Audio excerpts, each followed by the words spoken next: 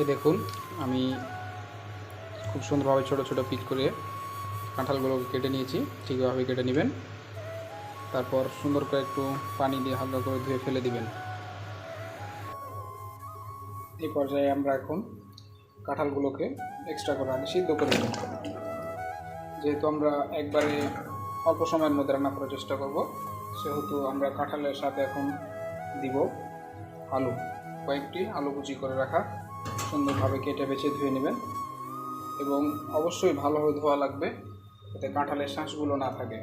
এ পর্যায়ে আমরা আলু এবং কাঁঠালগুলোকে সিদ্ধ করার জন্য শুধু ব্যবহার করব কিছু পরিমাণ হলুদ এবং কিছু পরিমাণ লবণ। এনাফ, আর কিছু দেবো না। এ পর্যায়ে হালকা একটু পানি দিয়ে বিষয়গুলোকে সিদ্ধ করে দেব। পানি দিয়ে দিলাম। এবার সুন্দর করে এটিকে ঢাকনা দিয়ে ঢেকে দেব। এ পর্যায়ে আমরা এখন শুরু করব।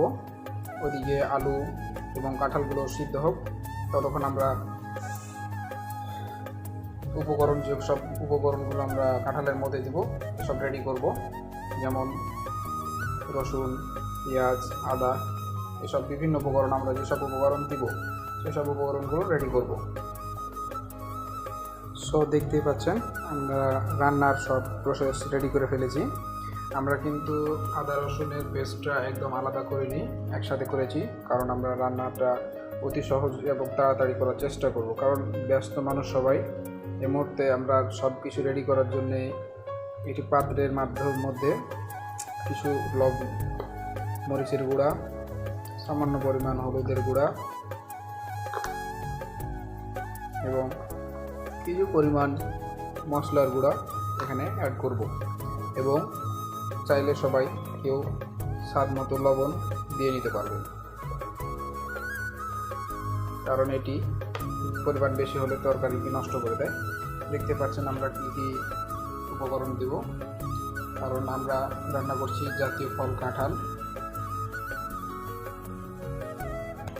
দেখতে পাচ্ছেন আমাদের সিদ্ধ করতে দেওয়া আলু এবং কাঁঠালগুলো।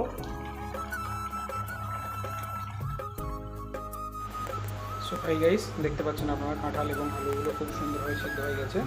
দেখুন হাতে দেওয়া মাত্র ভেঙে যাচ্ছে। এ পর্যায়ে আমরা সিদ্ধ করে রাখা আলু এবং কাঁঠালগুলোকে আলাদা করে নিব।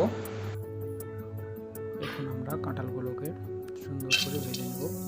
এই জন্য প্রথমে দিয়ে দিচ্ছি পেঁয়াজ কুচি করা, তারপর দিলাম কাঁচামরিচ, দুটো তেজপাতা, কিছু এলাচ, সামান্য একটা দারচিনি।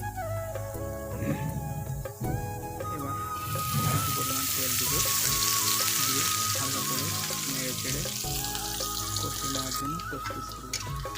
হালকা ব্রাউন কালার করে ভেজে নেব। সেটাগুলো ভালো হয়ে গেলে আগের থেকে প্রস্তুত করে আমাদের সেই মশলাগুলো আমরা দিয়ে দেবো। দেখতেই পাচ্ছেন আমাদের সামনে এইসব কিছু প্রস্তুত করা দিয়ে দিলাম। ভালো করতে নেব। ততক্ষণ কষাবেন যতক্ষণ দেখবেন যে মশলাগুলো রাত দিয়ে তেল ছেড়ে দিয়েছে। ঠিক তখনই কাঁঠালগুলো সিদ্ধ করে রাখা আলু এবং কাঁঠালগুলো দেখতে পাচ্ছেন আমরা দিয়ে দিলাম। এখন হালকা করে চাষ করে নেড়ে নিই সুন্দর করে।